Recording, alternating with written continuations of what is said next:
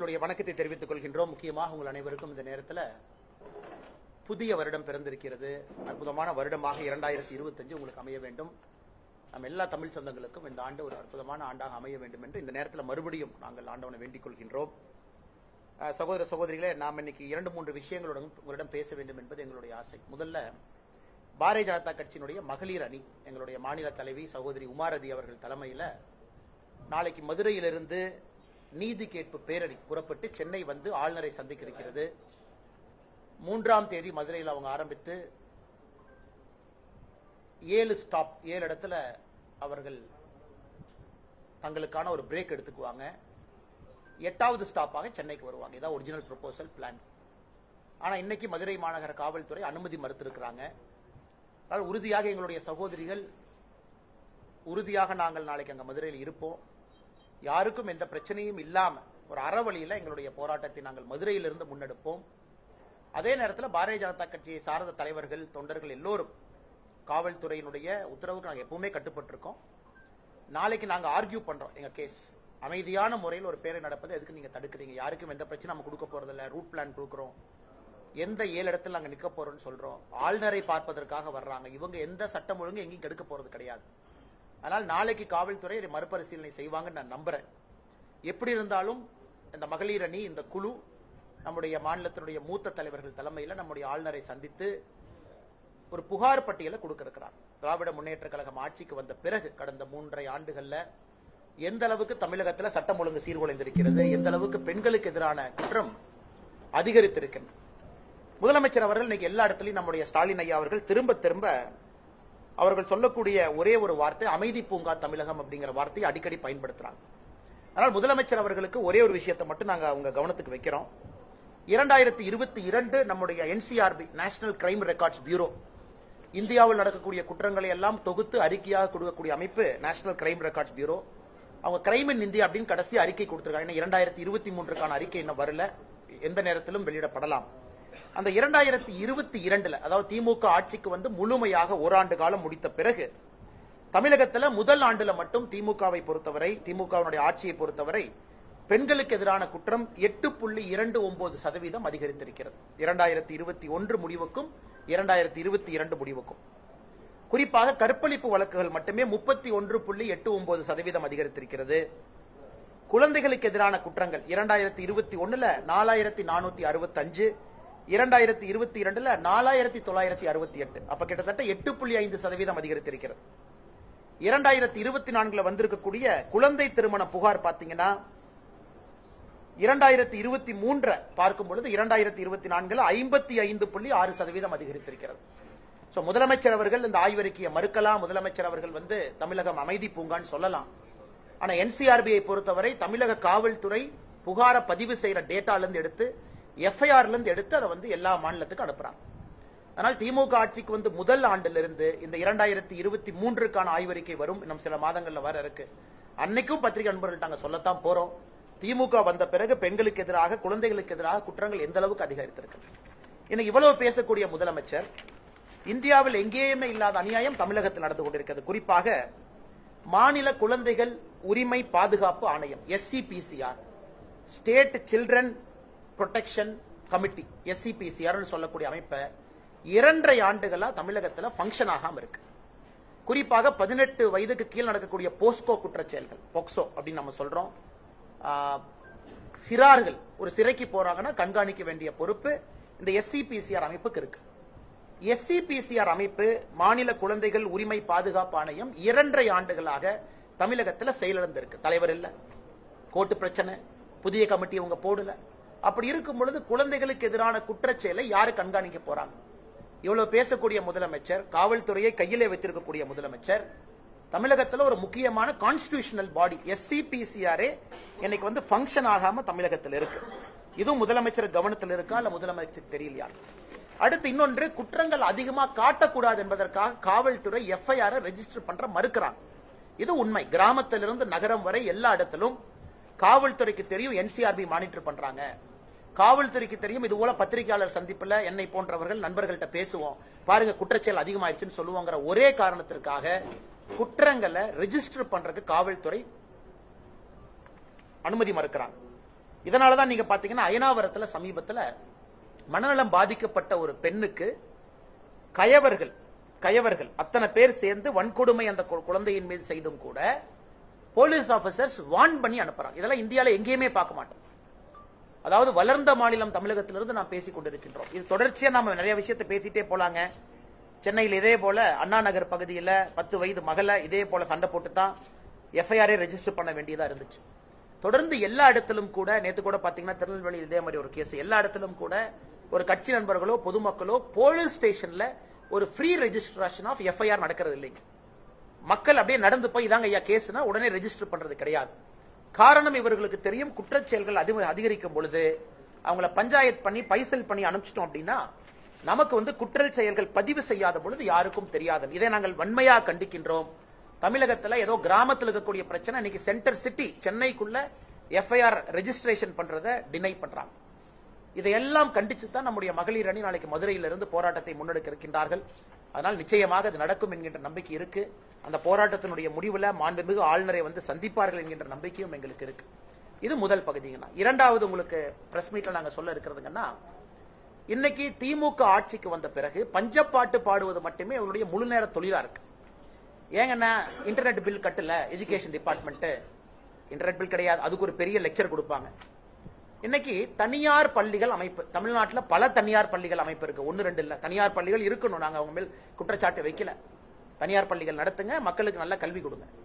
இன்னைக்கு தனியார் பள்ளிகள் அமைப்பு ஒரு புதிய தலைவர் அண்ணன் BT அரசகுமார் வந்திருக்காங்க. அரசகுமார் என்ன பிஜேபியில் தான் இருந்தாங்க, இன்னைக்கு திமுகவுடைய செய்தி தொடர்பாளராக இருக்கார். அவர் நடத்தக்கூடிய விழாவில் அமைச்சர் அன்பில் மகேஷ் பொய்யாமொழி அண்ணன் அந்த விழாவுக்கு போறார். மாநில அரசு கொடுத்திருக்கக்கூடிய செய்தி குறிப்பில் மிக தெளிவாக சொல்லி இருக்கின்றார்கள், 500 அரசு பள்ளிகளை நாங்க தத்தெடுப்போம் என்கின்ற வார்த்தையை பயன்படுத்தி இருக்கிறாங்க. அரசு வெளியிட்டிருக்கக்கூடிய செய்தி குறிப்பு. அந்த 500 பள்ளிகளுக்கு நாங்க CSR ஃபண்ட் கொடுப்போம். நான் திமுக தெரியாம கேட்கிறேன். 44,672 கோடி ரூபாய் எஜுகேஷன் டிபார்ட்மெண்ட் பட்ஜெட், 44,672 crore. உங்களுடைய தேர்தல் அறிக்கையில சொல்லி இருக்கிறீங்க 10,000 பள்ளிகள் சிதிலமடைஞ்ச பள்ளிகளை நாங்க கட்ட போறோம். தேர்தல் அறிக்கையில சொல்லித்தான் வாக்குறுதி கொடுத்து நீங்க வந்திருக்கிறீங்க. பள்ளிகள் கட்டுறது கிடையாது, எல்லா பில்டிங் ஒழுகுது. ஏன் இன்டர்நெட் பில்லு கூட கட்ட முடியல. இன்னைக்கு அரசு பள்ளிகளை தாரை வார்த்து கொடுக்கக்கூடிய முழு நேர வேலையில் இறங்கியிருக்காங்க. சரி, இன்னைக்கு ஒரு விளக்கம் கொடுத்துறாங்க. இல்ல அமைச்சர் அப்படி சொல்லல, செய்தி குறிப்புல தான் தப்பா போட்டாங்க. நாங்க தத்தெடுத்துன்னு சொல்ல எடுத்துன்னு தான் சொன்னோம், செய்தி குறிப்புல தத்தெடுத்துன்னு போட்டாங்க. ஒருவேளை உங்களுடைய லாஜிக் எடுத்துக்கிட்டா கூட தனியார் பள்ளிகள் எதுக்கு உங்களுக்கு CSR கொடுக்கணும்? சார், தனியார் பள்ளி என்ன வீட்டுல மரங்காய்க்கிற பணம் வச்சிருக்காங்களா? தனியார் பள்ளியினுடைய அரசகுமார் என்ன வீட்டுல போய் கை தொட்டினா அந்த மரத்துல இருந்து பணம் வருமா? மிடில் கிளாஸ் மக்கள் தனியார் பள்ளியில படிக்கிறவங்க காசு வாங்கித்தான் நீங்க CSR ஃபண்ட் கொடுக்குறீங்க. அப்ப அங்க படிக்கக்கூடிய குழந்தைங்க ஃபீஸ் ஏத்துறீங்களா? பட்ஜெட் இருக்கு, டாக்ஸ் போடுறீங்க, எல்லாரும் வரி கட்டுறோம். 44,000 கோடி ரூபாய் பட்ஜெட் இருக்கு. நீங்கள் செய்ய வேண்டிய வேலையை தனியார் பள்ளிகளுக்கு ஏன் தார வார்த்து கொடுக்குறீங்க? தனியார் பள்ளிகளுடைய வேலை என்ன? கல்வி கொடுப்பது. தனியார் பள்ளிகளுடைய வேலை அரசு பள்ளியில கல்வி கொடுப்பது அவங்க வேலை கிடையாது. அதனால அன்பில் மகேஷ் பொய்யாமொழி அவர்கள் ஒரு விஷயத்தை புரிஞ்சுக்கணும். தனியார் பள்ளிகள் CSR, அதான கார்பரேட் கம்பெனிங்களானே. ஒரு கம்பெனி, ஒரு ரிலையன்ஸோ ஒரு டாட்டாவோ ஒரு அதானியோ CSR நம்ம பார்த்திருக்கோம். நிறைய சம்பாதிக்கிறாங்க, பொதுமக்களுக்கு கொடுக்கட்டும். இன்னைக்கு தனியார் பள்ளி மக்கள்கிட்ட காசு வாங்கி ஃபீஸ் வாங்கி அந்த CSR அதுக்கு நான் தனியார் பள்ளியை ரெக்வெஸ்ட் பண்றேன், நீங்க CSR கொடுக்கறதுக்கு தனியார் பள்ளியில படிக்கிற குழந்தைகளுடைய ஃபீஸை கொஞ்சம் குறைங்கன்னு நான் கேட்கிறேன். அண்ணன் BT அரசகுமாராக இருக்கட்டும், தமிழகத்தில் நடக்கக்கூடிய நிறைய தனியார் பள்ளிகள் அமைப்பாக இருக்கட்டும், நீங்க CSR கொடுக்காதீங்க, அரசு வேலை அவங்க செய்வாங்க. அது நீங்க தயவு செஞ்சு மிடில் கிளாஸ் குழந்தைங்க தனியார் பள்ளியில படிச்சாங்கன்னா அவங்க ஃபீஸை குறைங்க. இது அன்பில் மகேஷ் பொய்யாமொழி அவர்கள் செய்ய வேண்டிய வேலையை நீங்க எதுக்கு செய்றீங்க? 10,000 பள்ளிகளை சிதிலமடைஞ்சிருக்கக்கூடிய பள்ளிகளை நாங்க சரி பண்றோம்னு சொல்லியிருக்காங்க. அதை திமுக அரசு சரி பண்ணணும், வெள்ளை அறிக்கை கொடுக்கணும். எத்தனை பள்ளிகளை சரி பண்ணிருக்காங்க, எத்தனை பள்ளிக்குள்ள மரம் இருக்கு, மழை பெஞ்சா எவ்வளவு உழுவுது, எத்தனை இடத்துல ஓடு ஓட்டையா இருக்கு, எத்தனை ஆசிரியர்கள் இருக்கிறாங்க, எதுவுமே செய்யாம ஒரு திமுக கட்சி நிர்வாகி நடத்தக்கூடிய ஒரு மேடைக்கு போய் எல்லாம் பேசிட்டு அதன் பிறகு பிரச்சனையான பிறகு இவர்கள் மாற்றி பேசுவது முறையல்ல என்பதையும் கூட தமிழக அரசுக்கு இந்த நேரத்தில் நாங்கள் சுட்டிக்காட்ட விரும்புகின்றோம். அடுத்து மூன்றாவது, நாம நேத்து நம்முடைய பாரத பிரதமர் நரேந்திர மோடி புத்தாண்டுல முதல் கேபினெட் மீட்டிங்கை விவசாயிகளுக்காக ஒரு சிறப்பு கேபினெட் மீட்டிங்கை நேத்து நம்முடைய பிரதமர் அவர்கள் கூட்டியிருந்தார்கள். அதுல குறிப்பா நம்ம DAP விவசாயிகளுக்கு நம்ம கொடுக்கக்கூடிய ஃபர்டிலைசர்ல இருந்து சப்சிடி, அவர்களுக்கு குறிப்பாக ஃபசல் பீமா யோஜனை, கிராப் இன்சூரன்ஸ், விவசாயிகளுக்கு ஒரு ஆண்டும் கூட பயிர் காப்பீடு, அதனுடைய எக்ஸ்டென்ஷன் எல்லாம் கூட நம்முடைய பிரதமர் அவர்கள் 2021 ஜனவரி 1ஆம் தேதி கூட்டப்பட்ட கேபினெட்ல எடுத்த ஒரே முடிவு விவசாயிகளுக்கான முடிவு. நம் அரசு விவசாயிகளோட எப்படி இருக்கும் என்பதை மறுபடியும் நாம் உறுதிப்படுத்தி இருக்கின்றோம். இதை தாண்டி பத்திரிகை நண்பர்களுக்கு கேள்வி இருந்தா பதில் சொல்றேன்.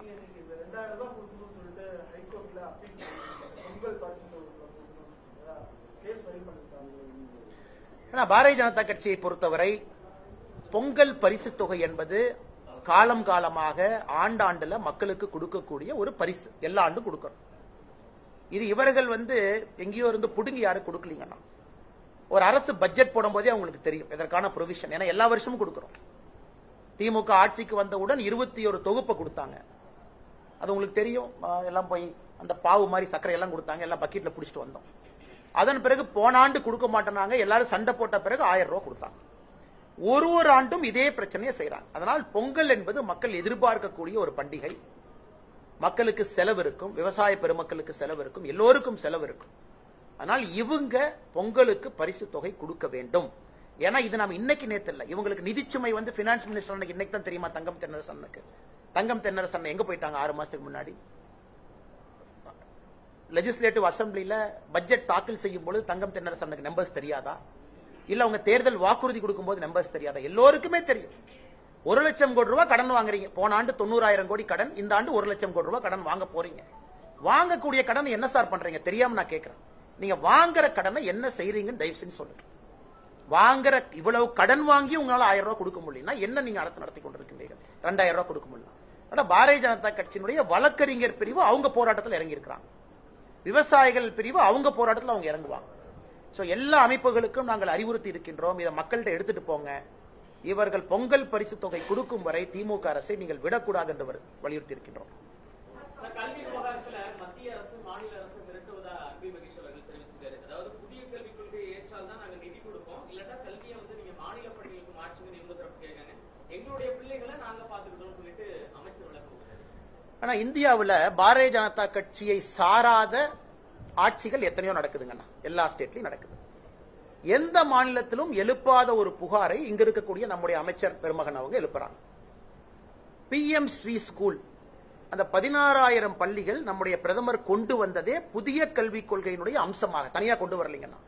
அதாவது பள்ளி கல்வியினுடைய தரத்தை உயர்த்த வேண்டும் என்பதற்காக PM ஸ்ரீ பள்ளி, அதுல 16,000 பள்ளிக்கூடம் எல்லா மாநிலத்துக்கும் சொன்னாங்க. நீங்க வேணுங்கிறத கேளுங்க, நம்ம கொடுக்கிறோம். தமிழகத்தினுடைய முதன்மை செயலாளர் அவர்கள் கடிதம் எழுதுறாங்க, எங்களுக்கு இவ்வளவு வேணும் கொடுங்க. எல்லோருக்கும் தெரியும், கடிதம் எழுதும் பொழுதும் சீஃப் செக்ரட்டரிக்கு தெரியும், அதுல நியூ எஜுகேஷன் பாலிசி தான் அதுல கொண்டு வர வேண்டும் என்பது எல்லோருக்கும் தெரியும். அதுல தமிழ்நாடு மட்டும் விதிவிலக்கு கிடையாது. அதே போல சர்வசிக்ஷா அபியான்ல எங்கேயுமே நம்ம பிக்ஸ் பண்ணல. சர்வசிக்ஷா அபியானுக்கு தான் அமைச்சர் பேசுறாங்க. SSAவை பொறுத்தவரை, அதாவது எந்த அந்த காம்பனண்டா இருந்தாலும் கூட யாரும் எங்கேயும் சொல்லல, நீங்க புதிய கல்விக் கொள்கையை ஏற்றுக்கொள்ளவில்லை என்றால் மத்திய அரசு உங்களுக்கு கொடுக்கக்கூடிய பட்ஜெட்டை கட் பண்ணிடுவாங்கன்னு எங்கேயும் சொல்லு. ஆனா ஒரு விஷயத்தை புரிஞ்சுக்கணும், புதிய கல்விக் கொள்கையில பல காம்பனன்ட் இருக்குங்க. பல காம்பனன்ட் ஸ்ட்ரீம் லைனிங். உதாரணத்துக்கு நீங்க ஸ்மார்ட் மீட்டர், மத்திய அரசு அவங்க இன்னைக்கு ரிஃபார்ம் சொல்றாங்க பவர் செக்டார்ல. இந்த ரிஃபார்ம்ஸ் நீங்க செஞ்சீங்க அப்படின்னா நாங்க இவ்வளவு பணம் கொடுப்போங்கிறாங்க. செய்யலினா பரவாயில்ல, நீங்க பணம் கிடைக்காது, உங்க வேலையை நீங்க பாத்துங்க, நீங்களே செய்யுங்க. ஏன்னா நீங்க எலக்ட்ரிசிட்டி ஒரு டிஸ்காம் ஒரு எலக்ட்ரிசிட்டி ஏஜென்சியும் பாத்தீங்கன்னா லட்சம் கோடி ரூபாய் லாஸ்ல இருக்கு. லட்சம் கோடி ரூபாய் டான்ஜெட்கோ உட்பட. அதுக்கு மத்திய அரசு சொல்றாங்க, நாங்க பொறுப்பு ஏத்துக்கிறோம், கவலைப்படாதீங்க, நாங்க உங்களுக்கு ஃபண்ட் கொடுக்கிறோம், கான்ஸ்டிடியூஷன் படி நாங்கள் கொடுக்க வேண்டும் என்கின்ற அவசியம் இல்லை, அரசியலமைப்பு சட்டத்தின்படி பணம் கொடுக்க வேண்டும் என்கிற அவசியம் இல்லை. ஆனா பவர் செக்டர் ரிஃபார்முக்கு நம்ம கொடுக்கிறோம், ஆனா நீங்க ரிஃபார்ம் பண்ணுங்க. அதையும் எப்படி பழி போடுறாங்கன்னா, மத்திய அரசு எலக்ட்ரிசிட்டி பில்லை ஏத்த சொல்றாங்க. அந்த மாதிரி தான் அதை நான் பார்க்கிறேன். எங்கேயும் மத்திய அரசு சொல்லவில்லை. இவர்கள் புரிந்து கொள்ள வேண்டும், புதிய கல்விக் கொள்கையில பல முக்கியமான திட்டங்கள் இந்தியா முழுவதும் அமல்படுத்தும் பொழுது தமிழகம் மட்டும் தனித்தீவாக இருப்பதற்கு வாய்ப்பில்லை. காரணம், எக்ஸாமினேஷன் பேட்டர்ன் மாறுதுங்கன்னா, ஹையர் எஜுகேஷன் பாடியினுடைய ரெகுலேட்டரி அட்டானமி மாறுது, கான்செப்ட் ஆஃப் UGC மாறுது, AICTE டெக்னிக்கல் எஜுகேஷன் மாறுது, மெடிக்கல் எஜுகேஷனுடைய ரெகுலேட்டரி ஃப்ரேம்வொர்க் மாறுது. சோ ஒரு புதிய கல்விக் கொள்கையில இவ்வளவு விஷயங்கள் இருக்கு. அதுல ஒரு விஷயம் 2 மொழி கட்டாயம், 3வது மொழி ஆப்ஷனல். அதாவது தாய்மொழி கட்டாயம், ஆங்கில மொழி கட்டாயம், தமிழ் மொழி கட்டாயம், ஆங்கில மொழி கட்டாயம், 3வது மொழி ஆப்ஷனல். இது ஒரு காம்பனன்ட், இது மெயின் காம்பனன்ட் கிடையாதுங்க. இவங்க இந்த ஒரு பாயிண்டையே பிடிச்சிக்கிட்டு நான் ரெகுலேட்டரி ஃப்ரேம்வொர்க் ஏத்துக்க மாட்டேன். நான் மத்திய அரசு புதிய கல்விக் கொள்கையில சொல்லியிருக்கக்கூடிய அவ்வளவு பெரிய டாக்குமெண்ட்ல அவ்வளவு விஷயம் சொல்லியிருக்காங்க. சரி, இவங்க சொல்ல வேண்டியதானே, எனக்கு இந்த மும்மொழி கொள்கை பிரச்சனை, அதை அப்புறம் பஞ்சாயத்து பண்ணிக்கலாம், மிச்சதெல்லாம் ஏத்துக்கிறேன்னு சொல்றதுக்கு என்ன பிரச்சனை உங்களுக்கு? நான் திரும்ப உங்களுக்கு அமைச்சு கேட்கிறேன், மிச்சதுல தமிழ்நாட்டுக்கு என்ன, திமுக அரசுக்கு என்ன பிரச்சனைங்க? அவ்வளவு பாயினியரிங் விஷயம் இருக்கு. மும்மொழி கொள்கை 2026 எலெக்ஷன்ல பாத்துக்கலாம், யாருக்கு வேண்டும் முடிவு பண்ணலாம், யாருக்கு வேண்டாம் முடிவு பண்ணலாம். மத்திய அரசு கடிதம் எழுத வேண்டியதானே, எங்களுக்கு இந்த ஆப்ஷனல் லாங்குவேஜ் வேண்டாம். ஆனா தனியார் பள்ளியில 3 மொழி இருக்குல்ல, அதுக்கு என்ன சொல்லுவாங்க? அதனால் இது உப்புக்கு சப்பாக ஒரு காரணத்தை அமைச்சர் சொல்வதாகத்தான் நான் பார்க்கின்றனோ தவிர மத்திய அரசு எங்கேயும் அப்படி சொல்லவில்லை. மேடம் கொஞ்சம் சத்தமா சொல்லுங்க மேடம்.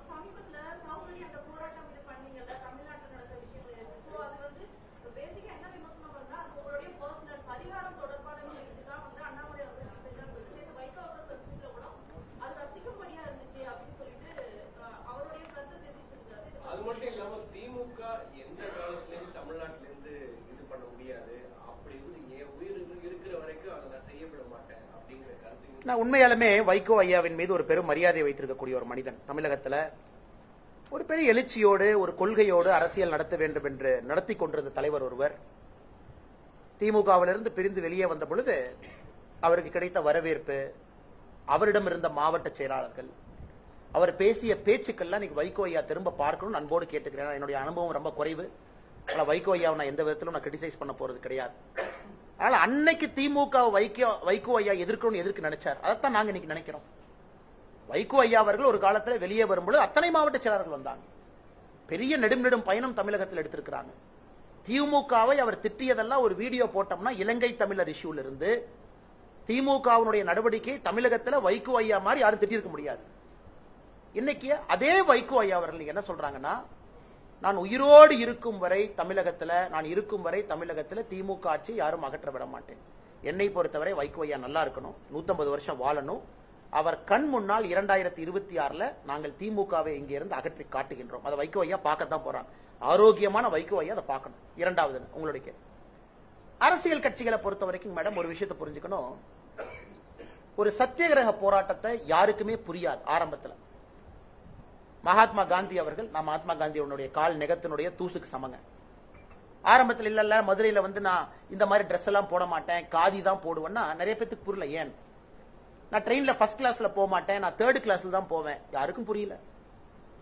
சோ மகாத்மா காந்தி அவர்கள் சவுத் ஆப்பிரிக்கால ஆரம்பிச்ச பல விஷயங்கள், இந்த பேப்பர் பர்னிங்ல இருந்து பாஸ் பர்னிங்ல இருந்து அவர் ஆரம்பித்த எந்த விஷயம் யாருக்கும் புரியல. ஆனா இன்னைக்கு நான் செருப்பு போடாம இங்க இருக்கிறேன், எனக்கு நான் சாட்டையால் அடித்துக் கொண்டேன். இது புரியவர்களுக்கு புரியும், திமுக காரங்களுக்கு எதுக்கு புரியணுங்க? அவங்களுக்கு புரியாது. அவர்கள் 2026 எலெக்ஷன் கவுண்ட் பண்ணதுக்கு அப்புறம் முதலமைச்சருக்கு புரியும், வாக்குப்பெட்டி எண்ணிய பிறகுதான் அன்னைக்கு புரியும். அவருக்கு அதுவரைக்கும் புரியாது. கிராமத்து மக்களுக்கு புரியும். கிராமத்துல கருப்பணசாமியை வழிபடுறவங்க, ஒரு கிராமத்துல காவல் தெய்வங்களை வழிபடுறவங்க, முருகபெருமான வழிபடுறவங்களுக்கு சவுக்கடி போராட்டம்னா என்னன்னு தெரியும். என்னுடைய தாத்தா செய்வாரு, எங்க குடும்பத்துல எல்லோரும் செய்வோம், நான் இன்னைக்கு அதை செய்யறேன். இது யாரும் தனிப்பட்ட முறையில நான் செய்வேன். எங்க ஊர் திருவிழாவுக்கு நான் தனிப்பட்ட முறையில செஞ்சுக்குவேன், அது பத்திரிகையிலயோ வெளியோ வர்றதில்லை. இது புதிதென கிடையாது, ஊர் திருவிழால எல்லாரும் செய்யறோம். இன்னைக்கு இதை பப்ளிக்கா செய்ய வேண்டிய அவசியம் என்னன்னா, இந்த செய்தி ஒரு சாதாரண மனிதனுடைய மனதுல ஒரு தாக்கத்தை ஏற்படுத்தும். அவங்க வீட்டுல சாப்பிடுறப்ப ஒரு கணவனோ மனைவியோ மிடில் கிளாஸ் நடுத்தர குடும்பம் ஒரு நிமிஷம் பேசணும். எதுக்கு இவர் அடிச்சுட்டாரு, இவர் அடிக்கிற தேவை இருக்கா, எதுக்கு பண்ணாங்க, அக்யூஸ்ட் தான் பிடிச்சிட்டாங்களே அப்படின்னு அவர்களுக்குள்ள ஒரு விவாதம் வரும் பொழுது, சிஸ்டர் நீங்க நல்லா புரிஞ்சுங்க சிஸ்டர், எனக்கும் ஒரு பெண் குழந்தை வீட்டுல இருக்காங்க, 4 வயசு பாப்பா எனக்கு இருக்காங்க. நாம எல்லோரும் ஆசைப்படுறது என்ன, குழந்தை நல்லா படிக்கணும், அண்ணா யூனிவர்சிட்டி போகணும், அவ்வளவுதான். அதே போல அந்த பாப்பாவுடைய தந்தை தாயாரும் அதான் ஆசைப்பட்டிருப்பாங்க, என் குழந்தை அண்ணா யூனிவர்சிட்டியில படிக்கணும், ஹையஸ்ட் இன்ஜினியரிங் காலேஜ் தமிழ்நாட்டில். அண்ணா யூனிவர்சிட்டி போனதுக்கு அப்புறம் என் கண்ட்ரோல் இல்ல, உங்க கண்ட்ரோல் இல்ல, சிஸ்டம் கண்ட்ரோல் அந்த குழந்தை இருக்காங்க. அண்ணா யூனிவர்சிட்டி வரைக்கும் அப்பா அம்மா நம்ம கூட்டு வந்துருவோம், எக்ஸாமினேஷன் படிக்கணும், கோச்சிங் இன்ஸ்டியூட் போகணும், எக்ஸாம் பாஸ் பண்ணணும், கவர்மெண்ட் ஸ்கூல்ல படிக்கணும், பிரைவேட் ஸ்கூல். என்னுடைய சாட்டையடி போராட்ட மக்களுக்கு என்ன சொல்றோம்னா, நீங்க தயவு செஞ்சு அரசியல் இருந்து ஒதுங்கி இருக்காதீங்க. அண்ணா யூனிவர்சிட்டிக்குள்ள ஒரு விஷயம் நடந்திருக்குன்னா சிஸ்டம் ஃபெயிலியர், சிஸ்டம் ஃபெயிலியர். இது சாதாரணமா ஒரு காட்டுக்குள்ள ஒரு குழந்தை நடந்து போகும்போது ரோட்ல கையவர்கள் பைக்ல, அந்த குழந்தையினுடைய சேஃப் ஸ்பேஸ், அந்த குழந்தையினுடைய இடம், அண்ணா யூனிவர்சிட்டி கேம்பஸ்ங்கிறது அந்த குழந்தையினுடைய சேஃப் ஸ்பேஸ். அந்த குழந்தை அவங்க சேஃப் ஸ்பேஸ்க்குள்ள அந்த பாப்பா இருக்கான், அதுக்குள்ள நடந்திருக்குன்னா சிஸ்டம் ஃபெயிலியர் தானுங்க. சிஸ்டம் ஃபெயில் ஆயிடுச்சு. அரசியல்வாதிகள் ஃபெயில் ஆகலாம், முதலமைச்சரும் ஃபெயில் ஆகலாம், ஆனா சிஸ்டம் தோக்கக்கூடாது. சிஸ்டம் தோத்துருச்சுங்களே, அக்யூஸ்ட கண்காணிக்கல. சிஸ்டம் என்ன பண்ணுச்சுங்க? குற்றவாளின்னு தெரியும், ஏன் நீங்க ரவுடி ரெஜிஸ்டர் வைக்கல? அவன் இதே குற்றம் பண்ணுவான்னு தெரியும், சிசிடிவி எங்க போச்சு? அப்ப லோக்கல் கோட்டூர்புரம் காவல் நிலையம் என்ன பண்ணிட்டு இருக்கு? என்னுடைய சவுக்கடி போராட்டம் என்பது ஒரு நடுத்தர குடும்பத்தில் இருக்கக்கூடிய கணவன் மனைவிக்கு உணர்த்த வேண்டும், சிஸ்டம் தோத்து போச்சுங்க ஐயா, உங்க குழந்தைக்கு பாதுகாப்பு இல்லை. இது யாருக்கு புரியணுமோ அவங்களுக்கு புரியும். அரசியல் கட்சிகள் அது ஒரு விவாத பொருள். எல்லாம் கார்த்திக் சிதம்பரம் அன்னை காலையில் ஏதோ சொன்னாரு, எனக்கு ஏதோ ராசி இருக்காமா, இந்த ராசியை சேர்ந்திருக்கேன், சனி பயிற்சி நடக்குது, அவர் பண்றாரு. இன்னொருத்தர் சொன்னாரு திருமாவளவன், இது காந்தியே இந்த மாதிரி பண்ணல, எனக்கு நகைச்சுவையா இருந்துச்சு, சொல்லிக்கங்க. திமுக இன்னொருத்தர் சொன்னாரு, எனக்கு ஏதோ பதவி வேணும்னு சொல்லிட்டு நான் அடிச்சுக்கிட்டேன். அதனால அட்லீஸ்ட் இதை பேசுறீங்கல்ல, அட்லீஸ்ட் எதிர்கட்சி நீங்க பேசுறீங்கல்ல, அதை யாராச்சும் டிவியில பார்த்தாங்கன்னா நீங்க நகைச்சுவையாக நகைப்பாக பேசினாலும் கூட அது தெரியாத 4 பேருக்கு போகணுங்கிறக்கா. ஆனால் இதோட நான் சாட்டடி நிறுத்த போறது கிடையாதுங்க மேடம். நான் செருப்பு கழட்டி வீசியாச்சு. ஒரு தரையில நடக்கிறது எவ்வளவு கஷ்டம் எனக்கு தெரியுங்க. 6 டிகிரி டெல்லி குளிர்ல நடக்கணும். இன்னைக்கு தான் எனக்கு தெரியுது டாய்லெட் எவ்வளவு மோசமா இருக்கு. பப்ளிக் டாய்லெட், இதனால செருப்பு போட்டு போனேன். செருப்பு இல்லாம ஒரு பப்ளிக் டாய்லெட் போகும்போது எவ்வளவு மோசமா வச்சிருக்காங்க. தெருவில் நடந்து போனீங்கன்னா கண்ணாடிகள் அங்கங்க இருக்கு. இன்னைக்கு தெரியுது தெரு எவ்வளவு சுத்தமா இல்லை என்று. அட்லீஸ்ட் எனக்கு அது தெரிஞ்சிருக்குன்னு நான் உணர்ந்துக்கிறேன். அதனால் என்னை பொறுத்தவரை எடுத்த கொள்கையிலிருந்து பின் செல்ல போவது கிடையாது. இவர்கள் ஆட்சி அகற்றப்படும். மாண்புமிகு தலைவர் ஐயா வைகோ அவர்கள் உடல் ஆரோக்கியத்தோடு உள்ளுக்குள்ள ரசிச்சுக்குவார். வெளியோர் சொல்ல முடியாது இல்லைங்க. உள்ளுக்குள்ள வைகோ அண்ணன் 2026 அவரால் செய்ய முடியாததை நாங்கள் செய்திருக்கின்றோம் என்று ரசித்துக் கொள்ளும்.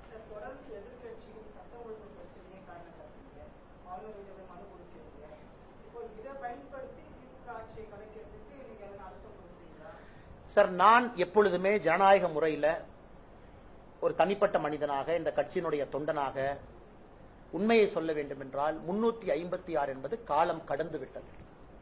அது மோடி ஐயா ரொம்ப தெளிவா இருக்காங்க. இந்த 10 ஆண்டு காலத்தில் நாங்கள் பயன்படுத்தவே இல்லை. மோசமான ஆட்சி மம்தா பானர்ஜி, மோசமான ஆட்சி இந்தியா.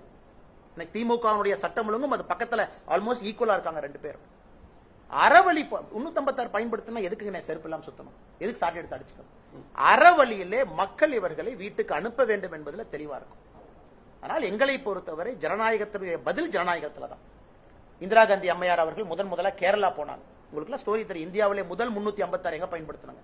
நம்பூதிரிபாத் ஆட்சியின் மீது, EMS நம்பூதிரிபாத் பார்த்துட்டு நேருட்ட சொன்னாங்க. என்ன சொன்னாங்க நேரு ஐயாட்ட? Recorded document. எனக்கு அந்த ஆட்சியை பிடிக்கல அப்படி. அதற்காக இந்தியாவிலே 356 பயன்படுத்த முதல் ஆட்சியே கம்யூனிஸ்ட் ஆட்சி. ஆனா ஆச்சரியம் என்ன, கம்யூனிஸ்ட் நண்பர்களும் திமுகவோட சேர்ந்து சட்டம் ஒழுங்கை கிரிட்டிசைஸ் பண்றாங்க இருக்காங்க என்பது மனம் ஒரு வழியை தான் ஏற்படுது.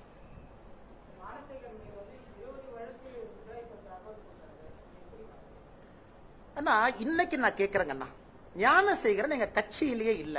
சரி, உதயநிதி ஸ்டாலின் இவ்வளவு பேசுறாருல, நீங்க அண்ணா யூனிவர்சிட்டி சிண்டிகேட் மெம்பரா உதயநிதி ஸ்டாலின் நீங்க இருந்தீங்க அமைச்சராவதற்கு முன்பு. சரி, சிண்டிகேட் மெம்பரா இருக்கும்போது நீங்க அண்ணா யூனிவர்சிட்டியில பேசின மினிட்ஸ் ஆஃப் மீட்டிங் ரிலீஸ் பண்ணுங்க. அண்ணா யூனிவர்சிட்டியில திரு உதயநிதி ஸ்டாலின் அவர்கள் எம்எல்ஏ ஆன பிறகு நீங்க அண்ணா யூனிவர்சிட்டி சிண்டிகேட்ல என்ன பண்ணுனீங்கறத மக்களுக்கு சொல்லுங்க. ஏன்னா அடுத்த முதலமைச்சர்னு மார்த்தட்டி கொள்றீங்கல்ல, நீங்க சிண்டிகேட் மெம்பரா. இன்னைக்கும் திமுக எம்எல்ஏ இருக்காங்களா? பரந்தாமன் இருக்காங்களா? இன்னைக்கு திமுக எம்எல்ஏ ஒருத்தவங்க இருக்காங்க சிண்டிகேட் மெம்பரா உதயநிதி ஸ்டாலினுக்கு பிறகு. அந்த எம்எல்ஏ என்ன பண்ணீங்க? உள்ள எத்தனை சிண்டிகேட் மீட்டிங் நடந்திருக்கு? எத்தனை சிண்டிகேட் மீட்டிங்ல நீங்க விஷயம் வச்சிருக்கீங்க? எதுவுமே. இவர்கள் சிண்டிகேட் மெம்பராக உதயநிதி ஸ்டாலின் அவர்கள் அண்ணா யூனிவர்சிட்டிக்கு இருந்தாங்க. அன்னையிலிருந்து நாம பேசுவோம். ஆனால் இன்னைக்கு பரந்தாமன் அவர்களை பொறுத்தவரை கட்சியிலேயே இல்லைன்னு முதலமைச்சர் அப்படி தூசிய தட்டுற மாதிரி தட்டுறாரு.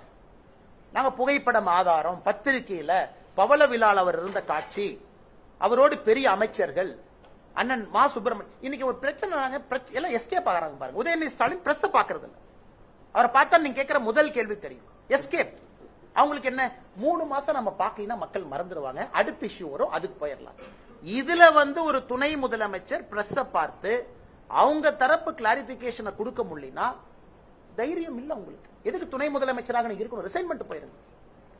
துணை முதலமைச்சராக இருக்கிற நபர் ஃப்ரண்ட் பண்ணும் பிரஸ். ஆனா கேளுங்கண்ணா, திமுக கட்சின்னு சொல்றாங்கல்ல, நான் எவிடன்ஸ் கொடுக்குறேன் இல்ல அப்படின்னு சொல்லணும். ஆனா இன்னைக்கு உதயநிதி ஸ்டாலின் அவர்கள் பிரஸ் பார்த்து ஏன் ஓடுறாரு? ஏன் பிரஸ் பார்க்காம இருக்காரு? மா சுப்பிரமணியம் அண்ணன் காலைல குடு குடு குடு குடுன்னு ஓடுவாரு ரன்னிங் ரேஸ். இன்னைக்கு எங்க பிரஸ் பார்த்தா அதே ஸ்பீட்ல ஓடுறாரு. ஏன்னா நண்பர்கள் நீங்க கேட்டுருவீங்க, என்னன்னு நீங்க சாப்பிடுற இடத்துல பின்னாடி அந்த ஞானசேகரன் போட்டோ இருக்குன்னு கேட்டுருவீங்க. ஓட்டப்பந்தயத்திலே ஓடுகின்ற வேகத்தை விட மாசு ஒண்ணு பிரஸ் பார்த்து ஓடுறாரு. அதனால சகோதரி, நான் தெரியாம கேட்கிறேன், எங்கள் குற்றச்சாட்டு திமுக கட்சியின் மீது புகைப்பட ஆதாரத்தோடு அவர் இருக்காரு, பகவலால பங்கேற்றிருக்காரு, இவ்வளவு விஷயங்கள் சொல்லியும் கூட ஒரு கட்சி அப்படியே லெப்ட் ஹேண்ட்ல நான் டீல் பண்ணிடுவேன், இதை மக்கள் மறந்துடுவாங்கன்னா எந்த அளவுக்கு அவர்களுக்கு ஒரு மன விஷயம் இருக்கும்? தமிழ்நாட்டு மக்கள் டேக்கன் ஃபார் கிராண்டட். அடுத்த இஷ்யூ நடக்கும், இதை மறந்துடலாம், அடுத்த இஷ்யூ வந்தோடனே பேசிக்கலாம். இதைத்தான் நாங்க எதிர்க்கிறோம். நடுத்தர மக்கள் இதைத்தான் கேட்கணும்னு நாங்க சாட்டையடி நடத்துறோம். இந்த ரேப்பா முடிஞ்சிருச்சு, அடுத்த ரேப் வரும்போது பேசிக்கலாம். அடுத்த ரேப் இதை விட கொடூரமா இருக்கும், அதை பேசுவோம். அப்படித்தாங்க இன்னைக்கு நியூஸ் சைக்கிள் போகுது, அப்படித்தானே திமுக ஆட்சி நடத்துறாங்க. அடுத்து நடப்பது இதை விட கொடூரமா இருக்கும்போது இதை மறந்து விடுவோம். அது மறக்க கூடாது என்பதற்காகத்தான் இந்த போராட்டத்தை உங்க முன்னாடி எடுத்தோம்.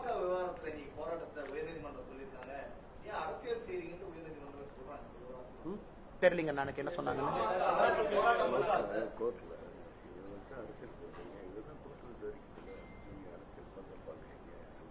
ஆனா எனக்கு மாண்புமிகு உயர்நீதிமன்றம் என்ன சொன்னாங்கன்னு தெரியல. ஆனா ஒரு விஷயத்தை புரிஞ்சுக்கணுங்கன்னா, டெமோக்ரஸியினுடைய மிக மிக முக்கியமான விஷயமே மக்கள் ரோட்டுக்கு வீதிக்கு அமைதியான முறையில் ஆர்ப்பாட்டம் செய்வதுதான் ஒரு டெமோக்ரஸியினுடைய ஃபண்டமெண்டல். அது இல்லை என்றால் அரசியல் கட்சி நடத்த வேண்டிய அவசியம் யாருக்கு இல்லை, பிரஸ் இருக்க வேண்டிய அவசியம் இல்லை. அதனால் பாட்டாளி மக்கள் கட்சி செய்திருக்கக்கூடிய போராட்டத்தை நான் வரவேற்கிறேன். சகோதரர் விஜய் அவர்கள் ஜனநாயக முறைப்படி ஆளுநரை சந்திச்சதை வரவேற்கிறேன். அனைத்து இந்திய அண்ணா திராவிட முன்னேற்ற கழகம் அதனுடைய எதிர்க்கட்சி தலைவர் அண்ணன் எடப்பாடி அவர்கள் அவங்க பண்ற போராட்டத்தை நான் வரவேற்கிறேன். இவர்கள் எல்லோரும் செய்யக்கூடிய போராட்டத்தை நான் வரவேற்கிறேன். காரணம், மக்கள் அண்ணன் சீமான் அவர்கள் எடுத்திருக்கக்கூடிய போராட்டத்தை, கைதானதை நான் வரவேற்கிறேன். எல்லோரும் வீதிக்கு பண்ண வேண்டிய காரணம் என்னன்னா, அடுத்த முறையாவது இந்த அரசு கொஞ்சமாச்சு பயத்தில் இருப்பாங்க, பிரச்சனை ஆகும்.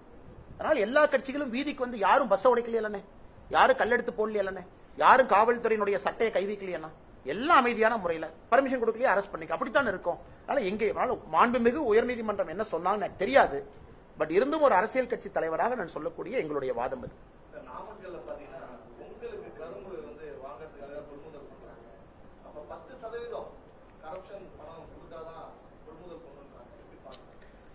இது என்ன புதுசா கேக்குறீங்க நீங்க? என்ன இதே ஊர்ல நீங்களும் வசிக்கிறோம், நானும் வசிக்கிறோம். தஞ்சாவூர்ல 2 ஆண்டுகளுக்கு முன்பு கரும்பு வாங்கினாங்க. எப்படி வாங்கினாங்க? அது திமுக கான்ட்ராக்டர் தான் வாங்கணும், அவங்க கையில தான் நீ கொடுக்கணும், அவன் கரும்பு கொண்டே கொடுப்பான். இது புதுசு தானே? இது தமிழ்நாட்டில் நீங்க ரொம்ப பழசு மாதிரி பாக்குறீங்களே. இது எப்பவுமே நடக்கிறது தான். ஆனா இன்னைக்கு அது நார்மலைஸ் ஆயிடுச்சு. திமுக காரனா ஒரு கரும்பு வாங்குற இடத்துல கமிஷன் வைப்பாங்கிற நார்மலைஸ் ஆயிடுச்சு. அதனால இது எல்லாம் மக்கள் பார்த்துக்கிட்டு இருக்காங்கண்ணா. ஏதோ இதுவரைக்கும் லஞ்ச ஊழலே நடக்காத ஒரு தமிழ்நாட்டில் திடீர்னு அண்ணே என்ன கரும்பு காசு வாங்குறாங்க அப்படின்னா மக்கள் யாரும் அதுக்கு ஆச்சரியப்பட போவதில்லை. இன்னைக்கு ஸ்டேட் ஆஃப் அஃபேர்ஸ் இவ்வளவு மோசமா இருக்கு. அதனால இது ஒரு விவசாய பெருமகனும் இதை பார்த்து கொண்டிருக்கின்றார்கள் என்று நம்புகின்றோம்.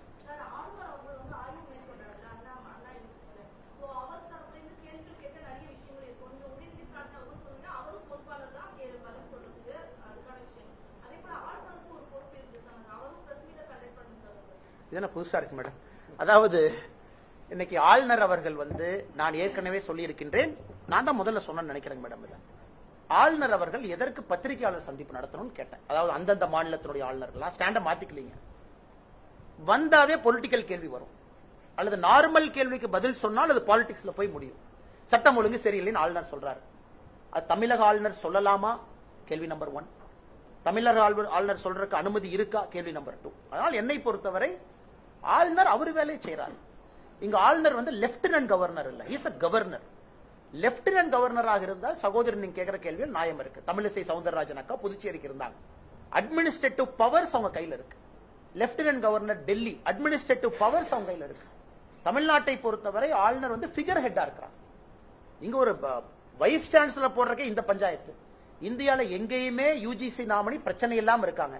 தமிழ்நாட்டில் மட்டும் யூஜிசி நாமினிக்கு என்ன பிரச்சனை? வேற எந்த மாநிலத்திலும் பிரச்சனை இல்லை. எல்லா மாநிலத்திலையும் யூஜிசி நாமினி, யூஜிசி ஆக்ட் சொல்லியிருக்காங்க, சுப்ரீம் கோர்ட் கைட்லைன் இருக்கு, போறாங்க. தமிழகத்தில் மட்டும் யூஜிசி நாமினி நான் விட மாட்டேன். எப்படி நான் விடுவேன்? அதனால் இவர்கள் ஒரு முறை யோசிக்கணும், இதுல அரசியல் செய்வது யார்? உயர்கல்வித்துறையா ஆளுநரா? வெரி கிளியர்லி உயர்கல்வித்துறை என்பது எல்லோருக்கும் தெரியும்.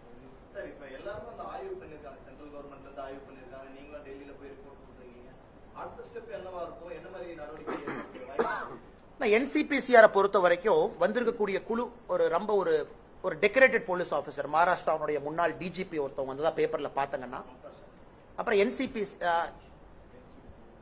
National commission for women, NCW national commission for women ஒரு மெம்பர் வந்திருக்கிறாங்க. நேஷனல் கமிஷன் ஃபார் உமன் சார்பாக ரிட்டையர்ட் டிஜிபி அனுப்பிச்சிருக்காங்க, சேர்மன். அவங்களுடைய பிரஸ் நோட்ல ரொம்ப சில விஷயங்களை ரொம்ப ஆழமா பேசியிருக்கிறாங்க. அந்த பாதிக்கப்பட்ட சகோதரியை பார்த்தோம், சிஸ்டத்தை ஃபெயிலியரை பார்த்தோம், போலீஸ் என்ன பண்ணாங்க, ரெக்கார்ட்ஸ் எல்லாம் கேட்டிருக்கோம். அதனால் நாங்கள் இதை ரொம்ப கடுமையாக எடுத்துக்கொள்ள போகின்றோம்னு. அதனால் இதுல சிஸ்டமேட்டிக் ரிஃபார்ம்ஸ் வர வேண்டும் என்பது என்னுடைய ஆசைங்க. சிஸ்டமேட்டிக் ரிஃபார்ம்ஸ், அதாவது ஆட்டோமேட்டிக்கா அந்த பிஎன்எஸ்லயே அந்த சிசிடிஎன்எஸ்லயே சொல்லிடணும், இந்த மாதிரி கிரைமா நீ ஆட்டோமேட்டிக்கா ரவுடி ரெஜிஸ்டர் அதே கிரியேட் பண்ணி கொடுத்துடணும். எதுக்கு போலீஸ் ஸ்டேஷன்ல பெண் வச்சு ஒரு ஏட்டையை எழுதணும்? அடுத்த ரிஃபார்ம்ஸ் என்னன்னா, தம்பி இந்த குற்றம் நீ பண்ணிட்டியாப்பா, ஆட்டோமேட்டிக்கா ஸ்டேஷன் ரவுடி ரெஜிஸ்டர் நீ போய் உட்காந்துக்குவ. நீ மாசம் 4ஆம் தேதி போய் இன்ஸ்பெக்டர் ஐயா பார்த்து என்ன பண்றேன்னு சொல்லிட்டு கையெழுத்து போட்டு வெளியே வா. இன்னைக்கு டிஸ்கிரிஷனரி பவர்ஸ் போலீஸ்க்கு இருக்கு. யார் ரவுடி ரெஜிஸ்டர்ல சேர்க்க வேண்டும் சேர்க்க கூடாது என்பதை ஏட்டையா முடிவு பண்றாரு. அந்த ஏட்டையா தான் முடிவு பண்றாரு. அதனால இந்த மாதிரி ரிஃபார்ம்ஸ் நான் எதிர்பார்க்கிறேன். ஏன்னா இந்த குற்றவாளி குற்றம் செய்வான் என்று தெரிந்தும் கண்காணிப்பு இல்லாதனால குற்றம் செஞ்சிருக்கான். இந்த மாதிரி நிறைய ரிஃபார்ம்ஸ் கொடுப்பாங்கன்னு நம்புறேன். நன்றி.